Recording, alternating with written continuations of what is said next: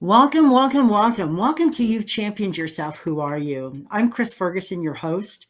It has always been a dream of mine to showcase ordinary people doing extraordinary things in their lives for themselves and for others. Those who have taken their dreams and their ideas and turned it into their reality. This is what I call a champion because they go against society norms. They go against the standard quota. And as they reach beyond whatever personal struggles they have, whatever traumas or pains, where so many people give up, these people don't. There's a few that push past their obstacles, the challenges, whether it's personally or professionally. They don't know where it's going to take them. They're going to take a leap of faith. They just trust themselves enough not to give up, to do the follow through in their personal life, their career, and in relationships.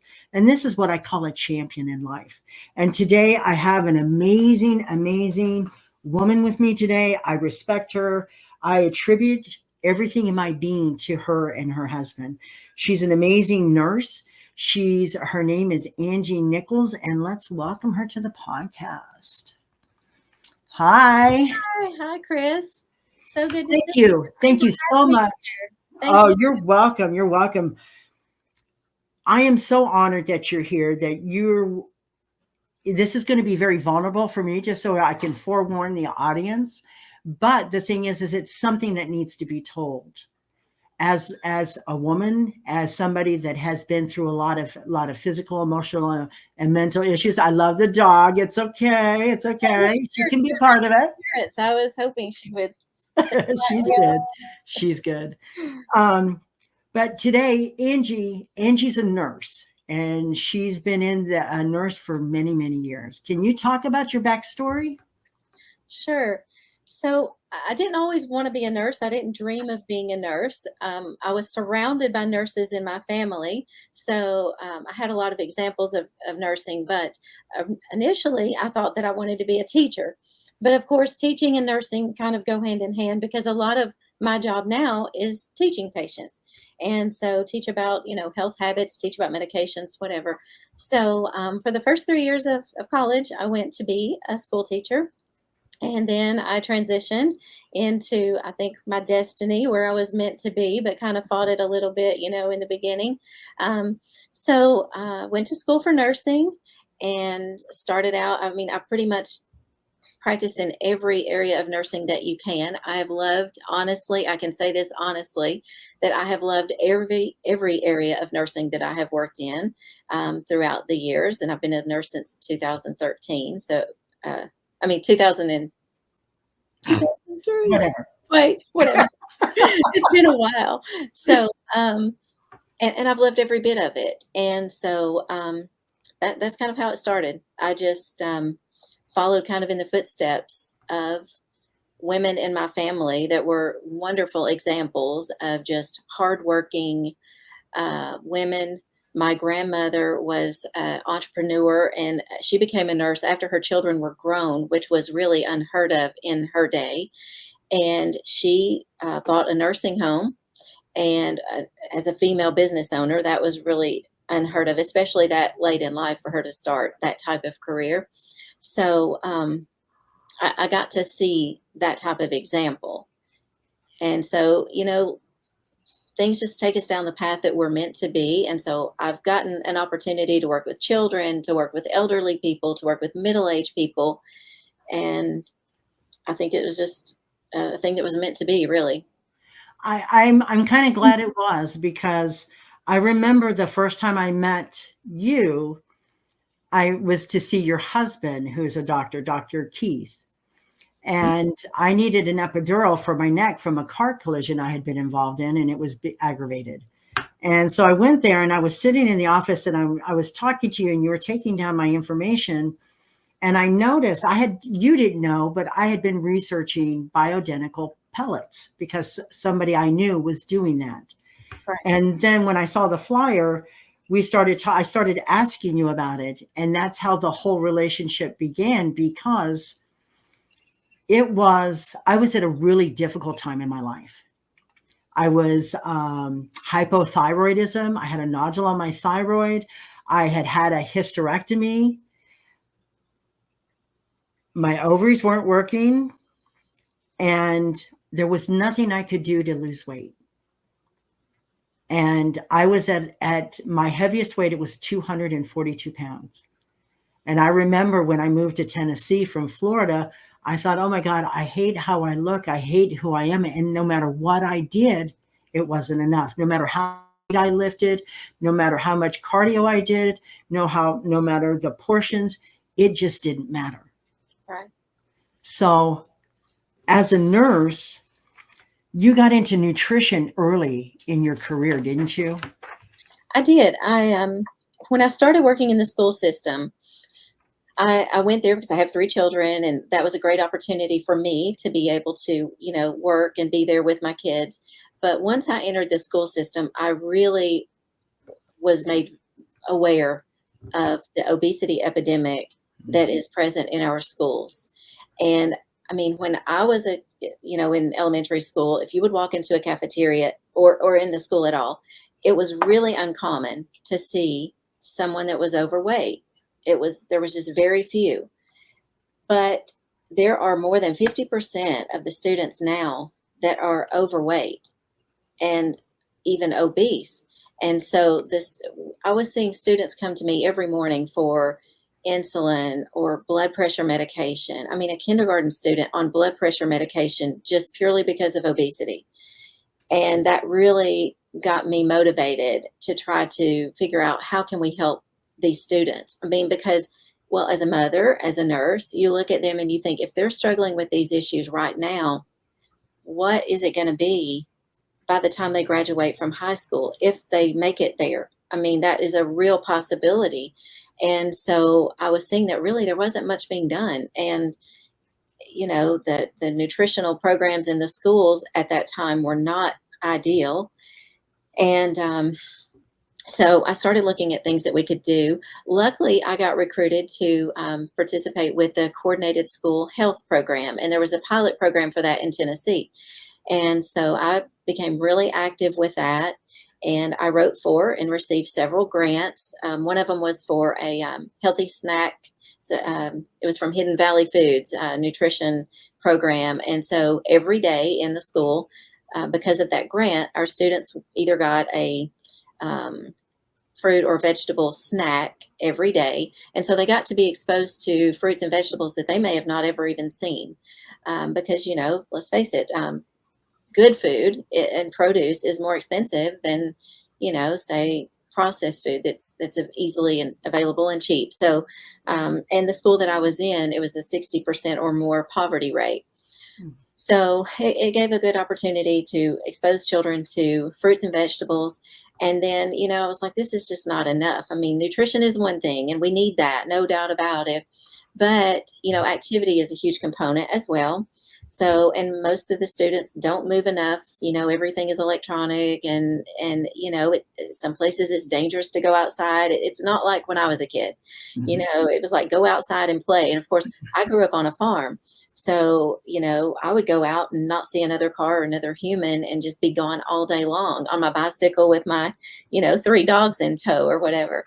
And but the world is very different now. So I decided to write for a grant to start an after-school program for students. And so I recruited a lot of teachers, and I recruited our SRO officer at the school.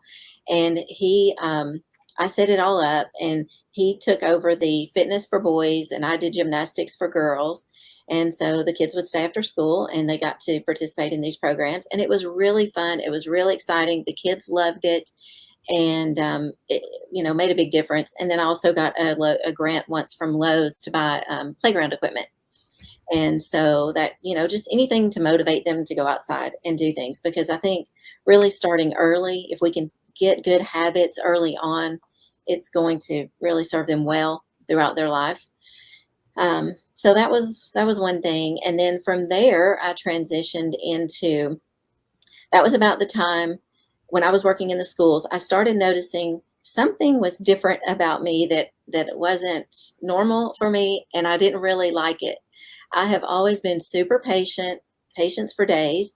And all of a sudden, little things that never bothered me before, all of a sudden seemed like really monumental things. I was like, what is wrong with me? Like, why am I reacting like this? Like, this is minor. This shouldn't bother me at all. And then fatigue. I started noticing, like, on my drive home, as long as I was moving, I could do whatever I needed to do. You know, you have 3 kids, they have all the activities that they go to and school responsibilities and things like that. And so as long as I was moving, I was fine. But if I ever got still, and especially that drive home from work in the afternoon, I could hardly hold my eyes open. And so I Mhm. go to my doctor and I'm like, I think something is wrong. You know, I'm not sure what it is, but I'm really irritable and I'm so tired. I can't hold my eyes open. And he said, Angie, I'll just be honest with you. Everything that you're explaining to me, it's all hormone related, but I don't have time to learn all that hormone stuff.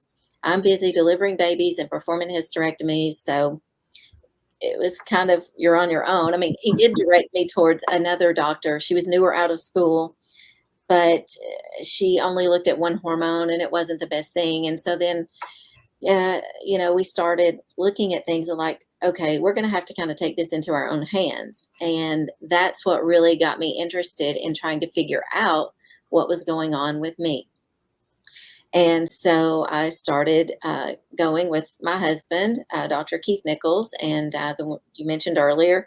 And we started traveling the country because at the same time, he was having some similar symptoms as well. He was on his own journey, but they were very much in line. And so we started traveling the country to try to get the best education that was out there available from reputable sources that were reliable, that you know we could trust. And so we traveled the country and we started really studying, and we started learning that this is all about hormones. And thyroid is also a hormone, and thyroid is where the fatigue was coming in. And so we started studying about it, and we never intended on doing this as a business. We never planned on arriving where we are. I think there were greater forces at work that led us down this path.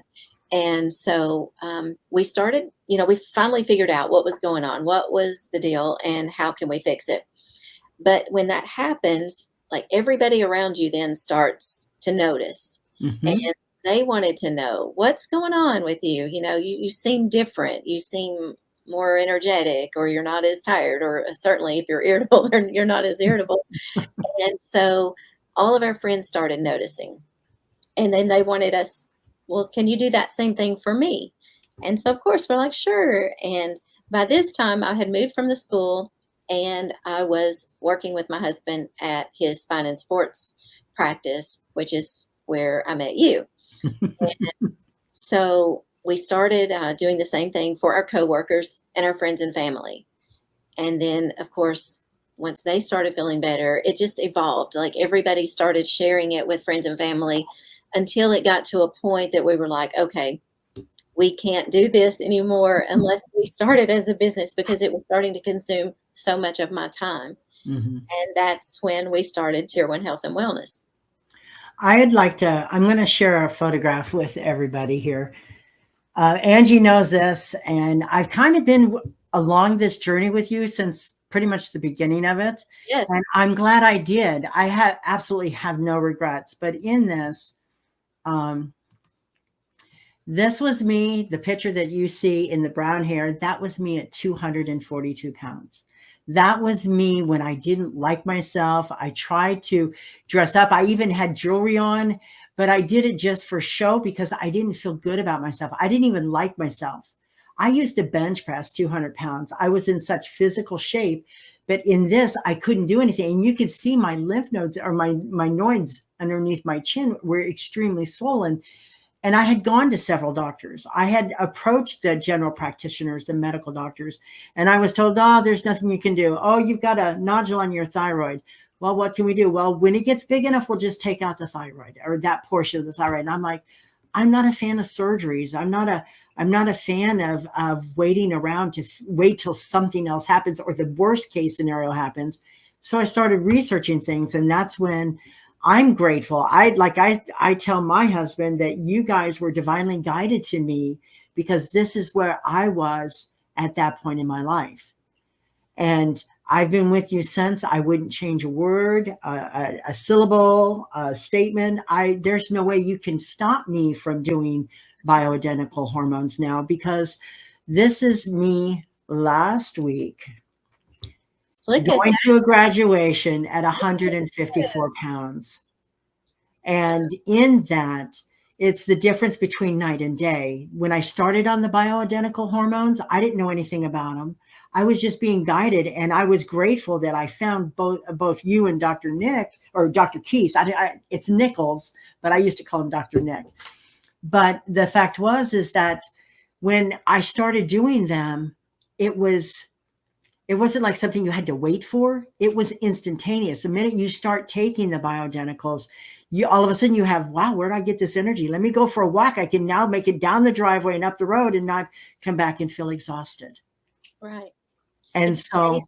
I love sharing that picture. I used to, whenever I would do slideshows or presentations for the public, I would always love to include that, because it's such a great illustration of the difference. And, sometimes whenever people call and they want to talk to me about hormones, sometimes it almost feels like it's, too good to be true, or I never want to come across as this is some sort of sales pitch or anything like that.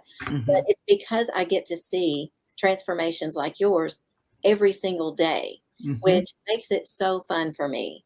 And even though I have loved every area of nursing that I have ever worked in, I have to say I've never enjoyed any area as much as what I do now, because it's not about treating disease. It's not about treatment of problems. It's actually about preventing. And now we do treat some problems, of course, with hot flashes and night sweats and things like that. right. But true medical problems are being prevented. Mhm. That's what's exciting. It's all about trying to delay the degenerative diseases that go along with aging. And And so trying yeah, to that's amazing. That's age amazing. healthy. Yeah, and I mean, we can do it. We can 100%, like osteoporosis, for example. It is completely preventable. And not only that, but reversible. I've got plenty of patients that came to us that initially had either osteoporosis or osteopenia, and the drugs that are prescribed, the pharmaceuticals for that, they will slow the progression of loss a little bit, but they won't reverse bone loss. They won't rebuild bone. Estrogen does. Estrogen and testosterone. And when I speak of estrogen, I mean estradiol, which Right. is the healthy, forever safe estrogen that our bodies create on its own. So where we focus is anything that we can do to replicate what nature gives us initially is always going to be better than something that's been chemically altered and is not natural to our body. Yes, and that was, see, but that when you do the research, and the other thing that I loved when I would, before, while you were in and out, while I was waiting for Dr. Keith to come in, your research is backed up by the Mayo Clinic, and it's actually in there, and you had the little pad, and it was like on there, and I started reading about the different bioidenticals through the Mayo Clinic, and I'm thinking, why isn't this, more people know about this? Why is this such a secret? Why would a doctor not want to treat me because I was taking bioidentical hormones, but he's giving Botox to women to make them look better? Well, why wouldn't you want to look better naturally Right. compared to artificially? Right. And when I show your picture, I would always say, and this woman had no surgery. This was what she did. This is not cosmetic. This is not, hocus pocus. This is a real woman with real results. And but the unfortunate thing is doctors are not trained in hormone replacement therapy in medical school. They just do not receive this training. Dr. Nichols was no different. We started traveling the country. We spent lots of time and lots of money to get this education. And most doctors, unless they have a personal vested interest, like we were trying to help ourselves, most aren't really going to spend the time and the money to go do it, because once they get out of school, they need to get to work so they can start paying off their student loans and Mhm. begin the practice that they've waited so long and worked so hard for. So it's not their fault. You can't know what you're not taught. Right. And medical schools are funded, and I didn't know this, but now it makes total sense. But medical schools are funded by pharmaceutical companies. Mm. So the pharmaceutical companies are going to influence what gets taught. And it's unfortunate, and I wouldn't have believed it when I first became a nurse because I thought everyone went into the medical field, whatever capacity, um, for a very noble reason, and that you would never knowingly do something that wasn't in the best interest of your patient. How wrong was I? I was so wrong. Um, but there are so many things that we do, just like with estrogen, estradiol. You can give estradiol and completely prevent osteoporosis, but it's a billion, multiple billions of dollar a year industry. Mhm. And you hate to think that, they wouldn't do what we know works, but it is what it is. I mean, it just really is. The same thing with all of these other disease processes. Testosterone, for instance, lowers your cholesterol naturally. Thyroid lowers your cholesterol levels. Mhm. But that's not really looked at as one of the frontline treatments. Instead, they want to put you on a statin, which, Mhm. whether you're on a statin or not, doesn't lower your risk of mortality should you have a cardiovascular event.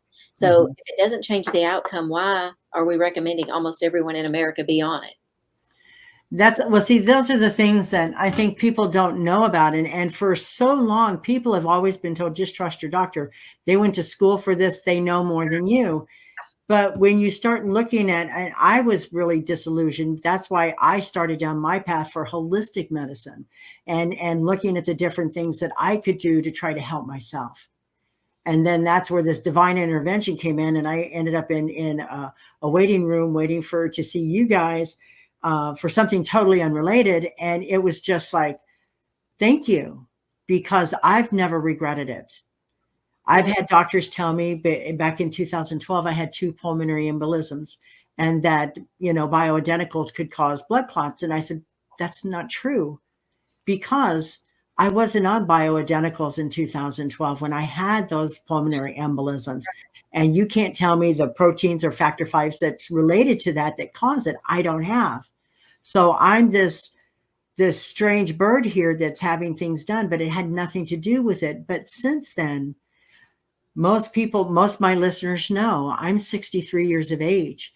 I went through the police academy in Cleveland, Tennessee at 60. And I competed just with everybody else. I didn't get any special treatment. I had to do everything that they did. And I was glad because I wasn't the fastest, but I wasn't looking to be the fastest, but I wasn't the last in the pack. And so with that, I'm like, I never gave up on myself and I never gave up on my instructors. But then with me, the bioidenticals saved my life in essence, because I don't know where I would be. I don't know how much more I could have taken or how big I would have gotten, and it was beyond my physical control. Right. So I'm eternally grateful. But I'd like to talk about now is the how this improves women health. I mean, I know I'm a walking billboard for this, but can you explain to my audiences who don't know how bioidentical helps women in their health? So women are so much more complicated than men. And when we start talking about hormone therapy, there's a lot more that we have to look at. So we have to look at where are they, what stage of life are they in. So in someone that is not yet menopausal, they're perimenopausal, they're treated totally different. So we have to look at women where they are and treat them appropriately. And so we have perimenopausal treatment, we have postmenopausal treatment, and then we also have a 1 in 4 to 1 in 8, depending on which set of statistics you look at, women in the population will have something called polycystic ovarian syndrome, which is the most common endocrine disorder among reproductive age women. And so we treat women as young as 15 for that condition. So we have to look at what's going on hormonally. But, hormones, I try to make illustrations because it is so complex. So if you think about our bodies as a well-designed machine, just like a car, cars are a super well-designed machine, and they need oil and gas and transmission fluid and brake fluid and all those things to make that car run the way that it's designed. Well, our body is the same. We were designed to have thyroid and estrogen and testosterone and progesterone and vitamin D and all these wonderful things, melatonin, pregnenolone. And when we don't have adequate amounts of those hormones in our body, it's not going to function the way that it was designed. And if it does, it won't go very well for very long. Because when we lose our hormones, we start to decline. Now, this isn't fair. It's just biology, and it is a harsh statement to make. But you and I, just like every other female in the animal kingdom, we were put here for one purpose, and that is to reproduce. And once we have served that function, the next step is move out of the way, let the next younger herd come in so they can carry on the process. And nature needs to eliminate those of us not contributing to that reproductive process because it doesn't need us to use resources that the younger herd needs to stay strong and healthy and capable of reproduction. And the only way that nature has to facilitate that all is to shut down our hormone production, which will then accelerate both our physical and mental decline.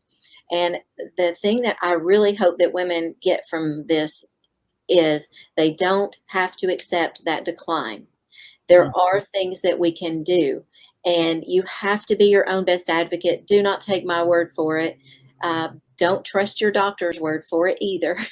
um, do be your own best advocate. And so when patients come, we always try to provide them. I feel like a big part of my job is to provide patients with enough solid evidence-based information that they can make an informed decision that they feel comfortable with. And so everything that we do is based on over 80 years worth now of evidence-based literature. I do it myself. My mother does it. Dr. Nichols' mother does it. If it's not safe, we're not going to do it. But there's just a lot of misinformation out there, and a lot of that misinformation comes from studies that were done using the synthetic hormones, like you talked about, Premarin, which is derived from horse urine, of pregnant mares. So, and of course, when you put something like that in your body, there are going to be some adverse effects. Even still, when where a lot of this comes from is back in 2002, there was a big major health study done called the Women's Health Initiative. Now, in the Women's Health Initiative, they used synthetic estrogen, but even the synthetic estrogen arm of the study did not show an increased risk in breast cancer. And but we would never use Premarin. Just saying, it's totally different. Premarin is comprised of 10% estradiol and then about 12 different equine estrogens. So the estrogenicity or potency of a horse estrogen is going to be so much stronger than what the human body can tolerate. I mean, that just makes sense. Well, one question, can your body actually, I guess, be able to use horse urine to be able to integrate in your body? Because I don't see how that happens, because horse estrogen and human estrogen is like cat estrogen and dog estrogen is how I see it. It is definitely different. I mean, the healthy, forever safe estrogen that your body makes on its own is estradiol.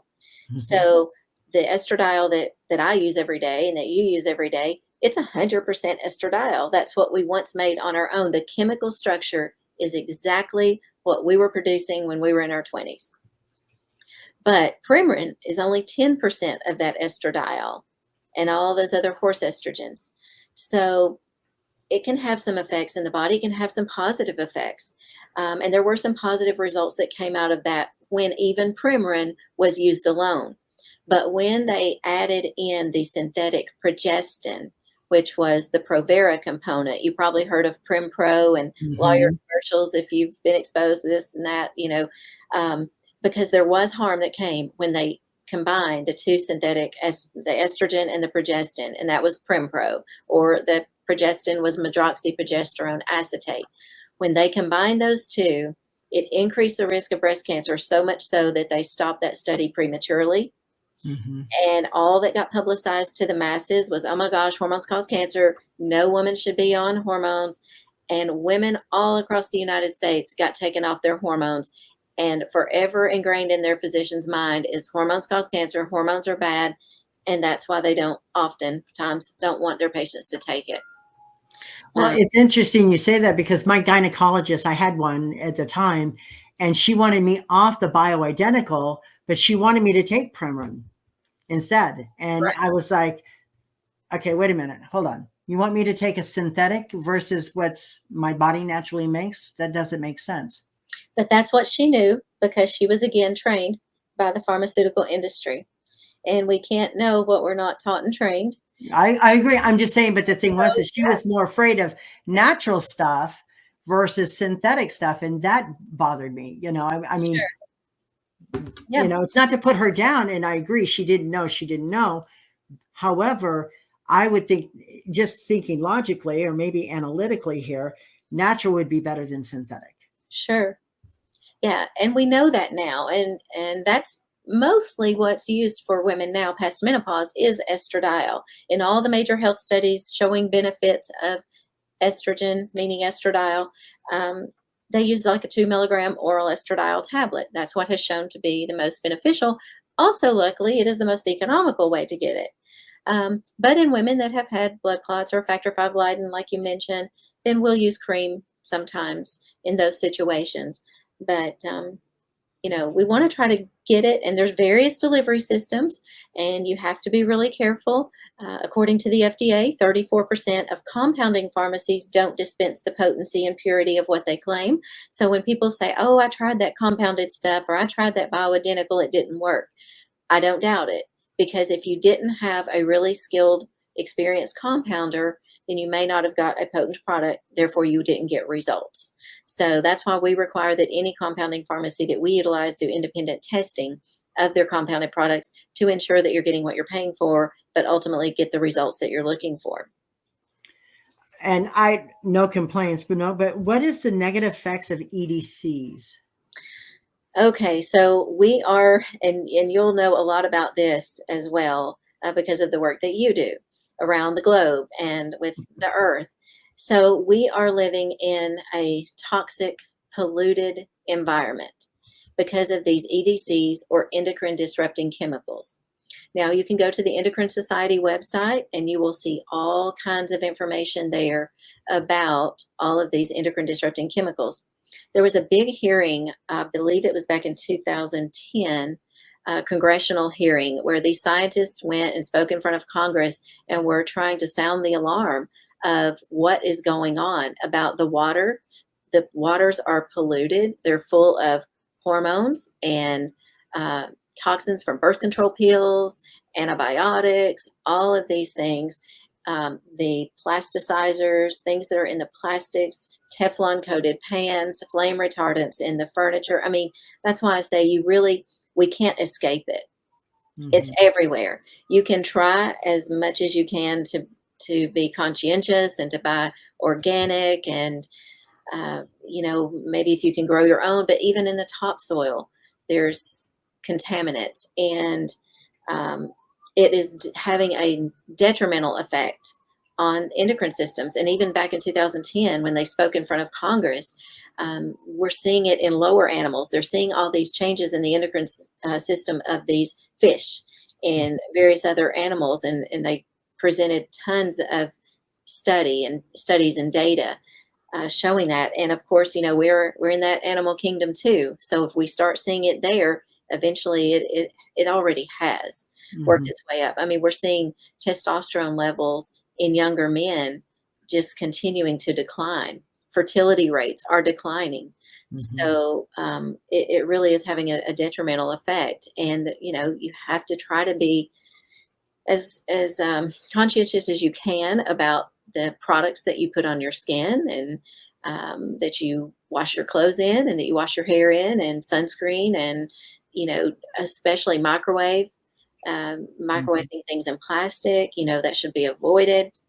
So preservatives, I mean, there's just so many things, and there's some of the chemicals they don't even know. Recently Keith sent me a study that was released showing, I think it was where they looked at the chemicals in 219 pregnant women, and all of the various, I think it was something like 30 or 40 was the typical number of chemicals that are in this women. And some of them they can't even identify. They don't know what it is. And so it's not just chemicals that we're exposed to, but like the women having children, then they're the baby being exposed in utero to these things. And Right. so it is something that really needs a lot more study, a lot more attention. The EPA, they've tried to do some things about it, and they've started a database. But when they came back from that 2010 hearing and they wanted to check up on the progress, they were really disappointed on what has been Mhm. done. So more needs to be done for sure. Well, everybody forgets that we're all on this same planet. It doesn't matter what country you're in or whether you're northern or southern hemisphere, we're all connected because we're on this planet and we're connected to this planet. So what we do to her is going to affect us. Absolutely. And there are um, chemicals that are not allowed in, especially Europe. Europe is much more progressive than we are. But even in some third world countries, they won't allow certain chemicals, but yet we have them here in the United States. We allow it. And of course, that goes back to politics and economics. And And money. yeah, exactly. So, but Yeah. the but Money and it's sad. It's sad It that we're is putting. very sad. It's very sad, and the data's there. I mean, we know, but it's whenever I start doing some of the research and looking into these things, and then you start, you go down the rabbit hole and you look at one study and it leads you to something else, and then it leads you to other things. But you see how there's just a lot of resistance, Mhm. of course, from chemical companies about regulation, and it's unfortunate, and we're already seeing negative effects about that. I mean, when we started this practice years ago, the upper end of the normal range of testosterone for men, say, was 1500. And the normal range, when we see normal levels printed on a lab sheet, what that really represents, it's not what the medical community has proven the human body needs to function its best. It's just this is an average of everyone that gets tested. Mhm. Okay. So 15 years ago, the upper end of that normal range for a man was 1500. Now it's dropped down to 1100. And some labs I've even seen as low as in the mid 900s, like 925. So we're Well, that still leads me. Yeah, testosterone levels. that leads me to these commercials I've been seeing about them, talking about, men get your testosterone, she'll like it too, and all of this. But Yeah. it's a synthetic one, and you don't have any idea where your testosterone levels. Wouldn't that be bad behavior? Well, I mean, we all need it. Men need it, women need it, but you definitely should have it monitored by someone who is knowledgeable in it. And there's various delivery systems. There's different ways that you can get it. The testosterone boosters that you see though on TV that they market, that is just a waste of your money. It's not going to boost it significantly enough that you're going to see a response. Really, it might raise it a few points, but not enough that it's going to exert an effect that you're going to notice. But when you have to instead, I don't even know if you take this every day, but they're talking about, and this is I'm being a woman here, and I've got to say this, that for some reason, if the Viagra pill, when they came out with the Viagra pill, they never Mhm. thought of the woman, but they sure thought about the guy.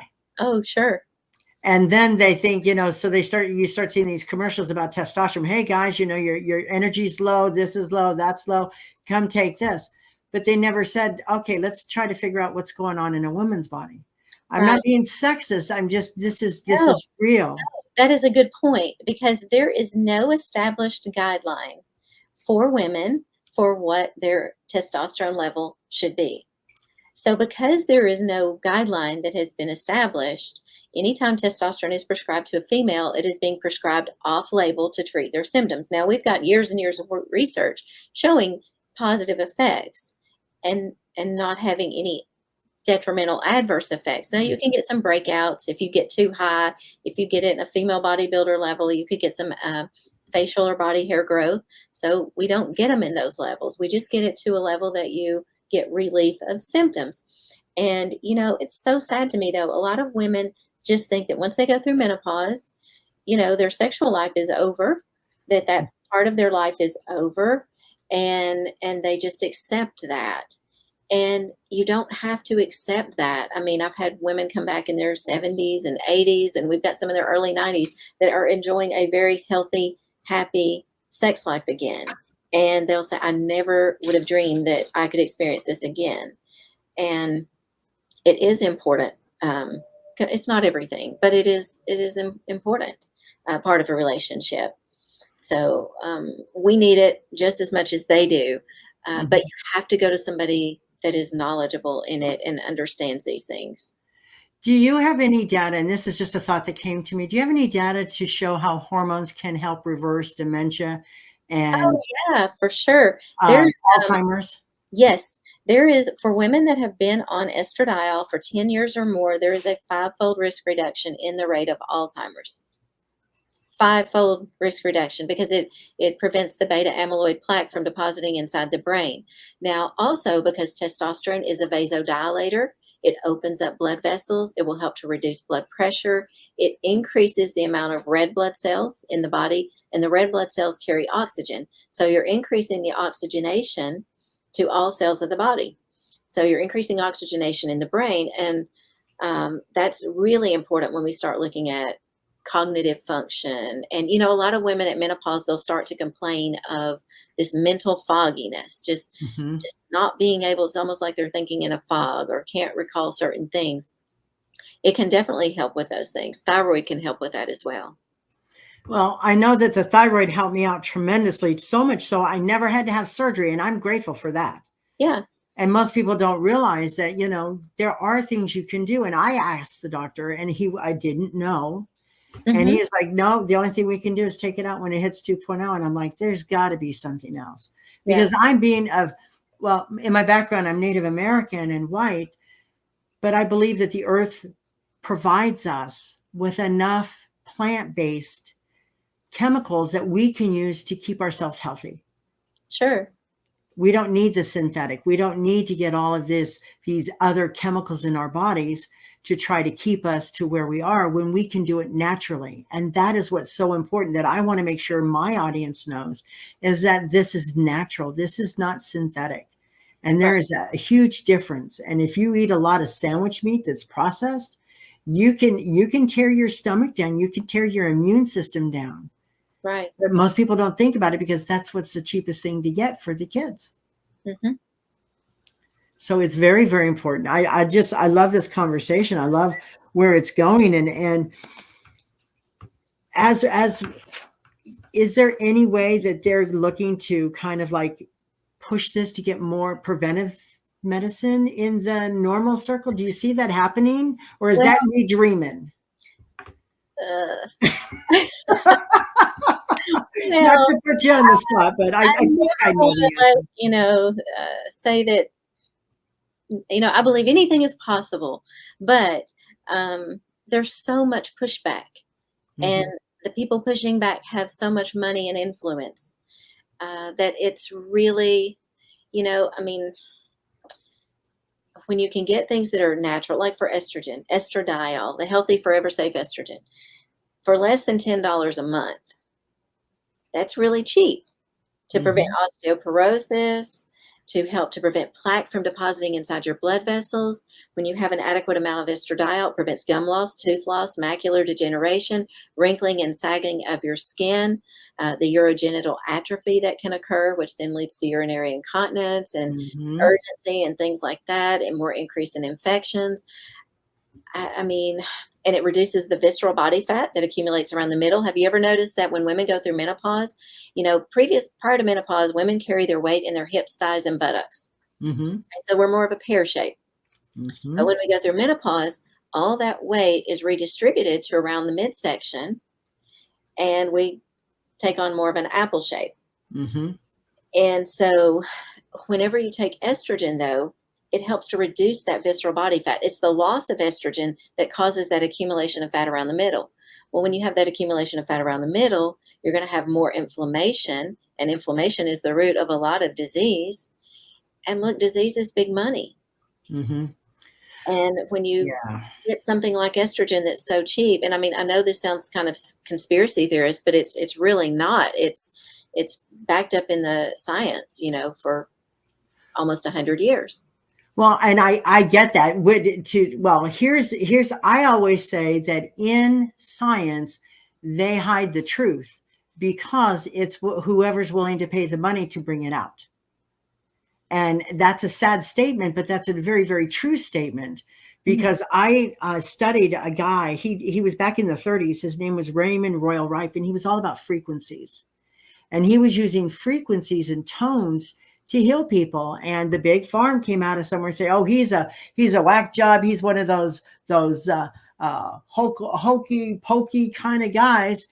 And it tried to discredit him, and so people quit going to him because doctor says, "Oh, you don't want to do that. He's not good."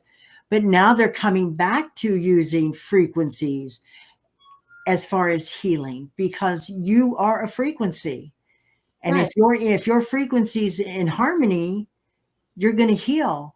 But again, it's just like I see menopause as what is that? Puberty in reverse. Exactly. It, And so I'm like, I don't want to go through that again. Please don't make me do that. right. Yeah. Because a lot of the symptoms of going through puberty, like breakouts and things like that, start to show up in menopause. So, yeah, and hormones are just all over the place. But when you think about menopause as it would be the equivalent of a male castration, because it completely robs you of your ability to produce these hormones that you have always been producing, which keep you strong and healthy and prevent disease. Mhm. And when we go through menopause, all that is taken from us. And that's what accelerates that decline, that physical and mental decline.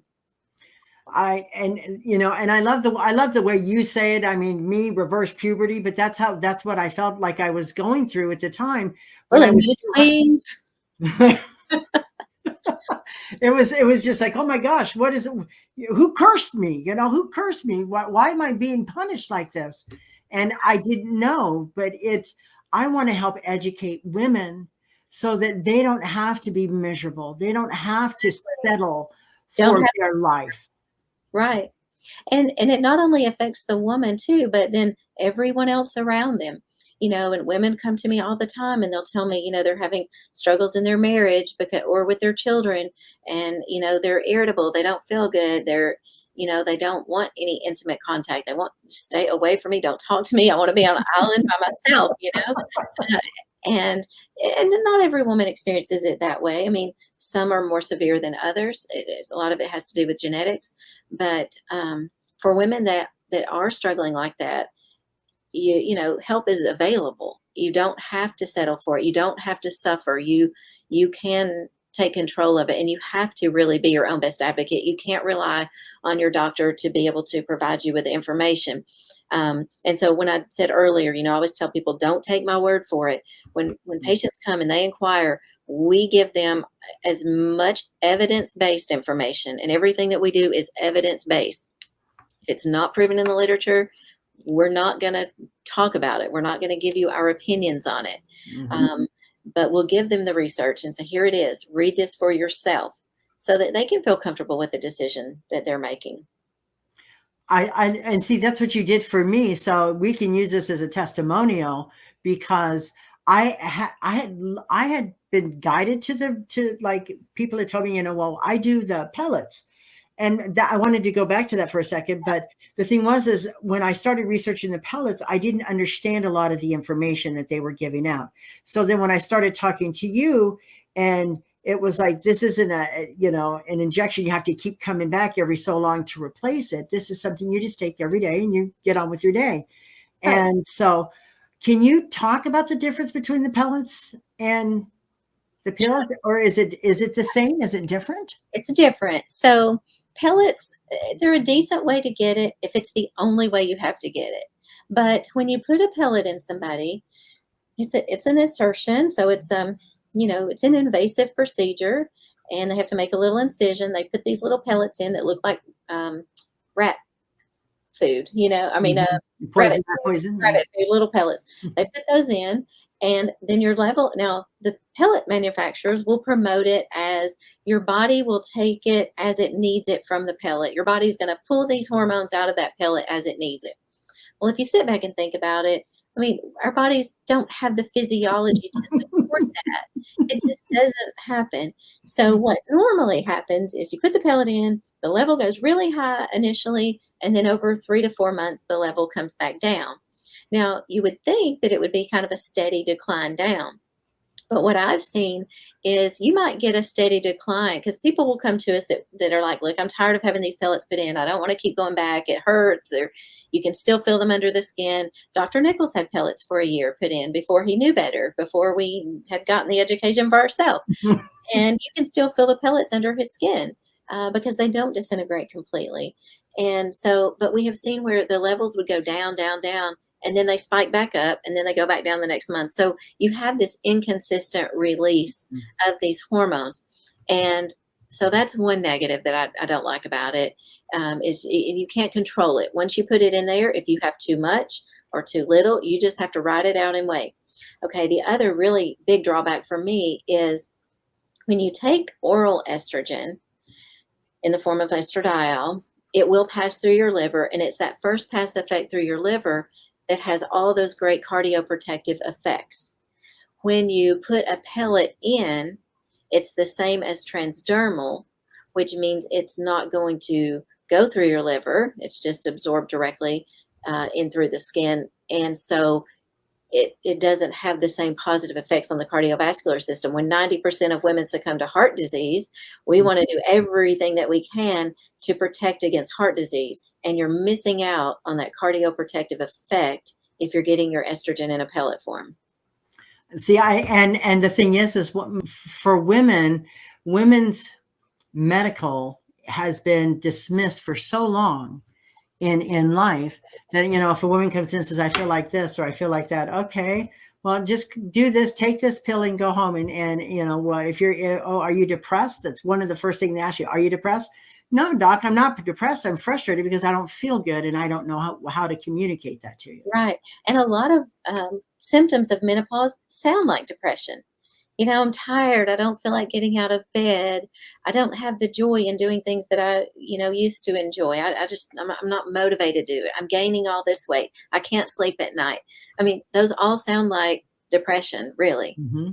And so usually what happens is, here's your antidepressant, take this pill, it'll solve your problems, but it's not treating the cause.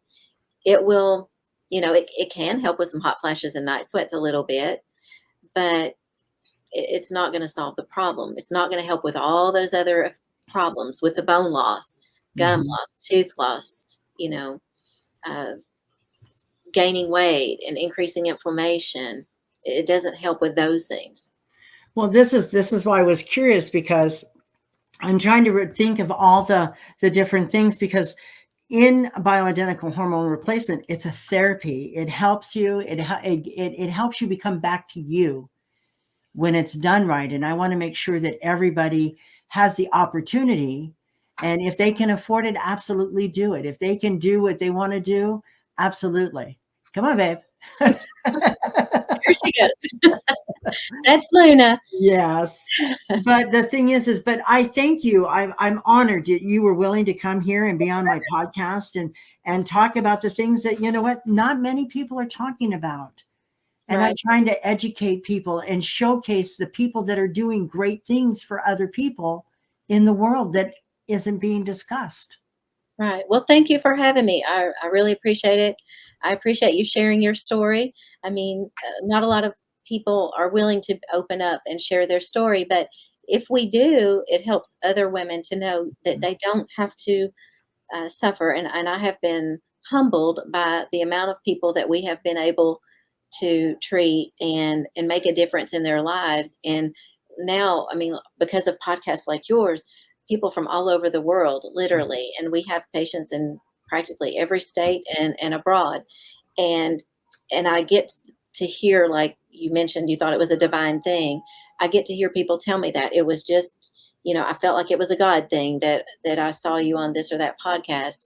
And then it makes a difference in not only their lives, but also the lives of people around them. So I feel very humbled and blessed to be a part of that.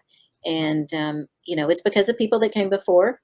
What is the saying about standing on the shoulders of giants? Mm-hmm. And so we've been very blessed in that way. Well, the thing is that there's been, if I can lead the path for women to be able to become back to themselves, to who they truly feel like they should be at that age, and not just say, hey, I'm a grandma. Okay. But do I have to act like a grandma? Do I have to look like a grandma? Do I have to, feel like a grandma? No, I don't. No, I want to try to enjoy as much as I can and stay involved. Keith and I have this discussion all the time. Like, I don't feel my age at all. I mean, I took my mother-in-law and my mother parasailing and zip lining just a few years ago, and they're in their 70s. But they're both on hormones, and they certainly don't act like they're in their 70s. And we just don't have to accept it. It can dramatically change your life. I mean, and it's not something synthetic like you talked about. This isn't something foreign to your body. So you don't get side effects, so to speak. You get symptoms of either too much or too little, and we can make adjustments to, lower those down a little bit if you do. But we were designed to have these things. And so, of course, we're going to get good results from it when we just replace what we were designed to have initially. Well, thank you. Thank you so much. I so much. asked this of all my interviewees, so I forgot to tell you this, but I asked this of all my interviewees. Yes. I can't have you sit back, but just close your eyes, take Okay. a deep breath in, and connect to your inner 5-year-old child. And what would she say about you now and how far you've come?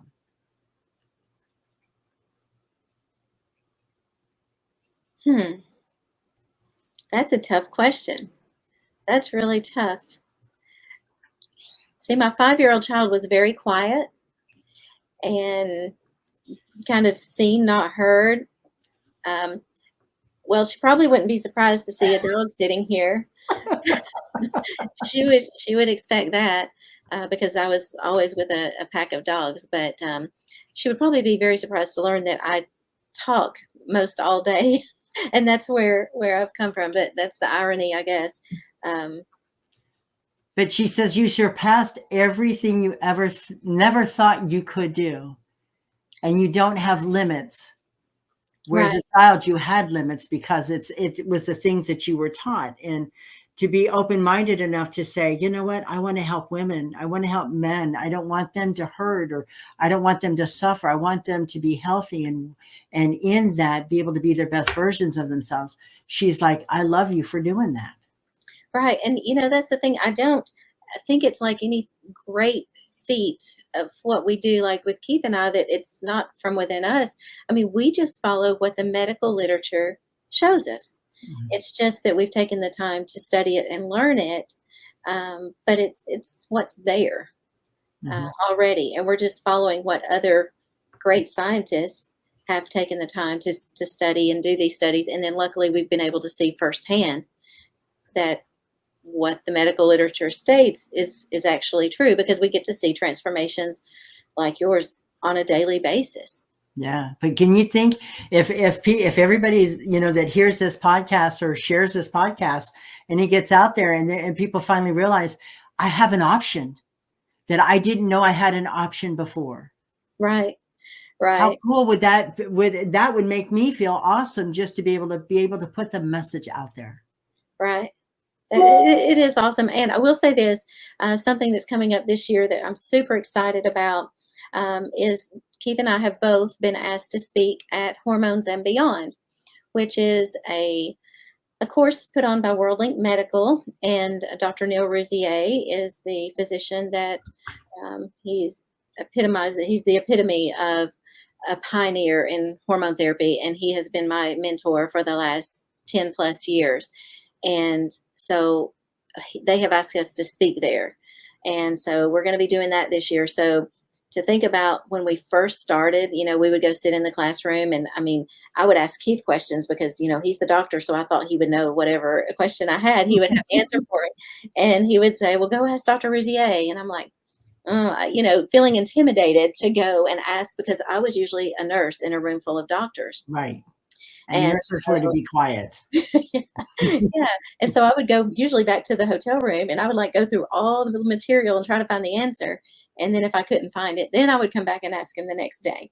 And so, but over the last 10 years, we've become really good friends and email each other regularly. And we owe so much to his work and dedication as well. And so to be asked to come and speak at that event, and Mhm. there'll be other physicians there. And so, me as a nurse in a room full of doctors, and they want to hear what I have to say, Yeah. that's a pretty big deal. So, Yeah, it's awesome.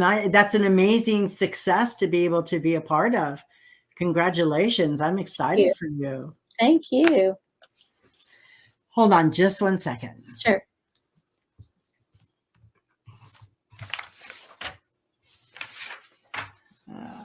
Let me. It takes a special kind of individual to dream their dreams, their thoughts, and their ideas, turning it into the reality. Angie Nichols, you stepped past the fears, you took the leap of faith, you stayed the course, and you had the courage to do the follow through. And in this follow through, you're not only helping yourself, but it's helping others, including women, which most people don't understand, that women kind of are the backstory or the left out part of everything. And I love the fact that you're including women and you're supporting women. And I thank you from my heart of hearts. Angie Nichols, you've championed yourself. Now we know who you've become. Thank you for sharing your ideas, your thoughts, your dreams, and your knowledge with us here today.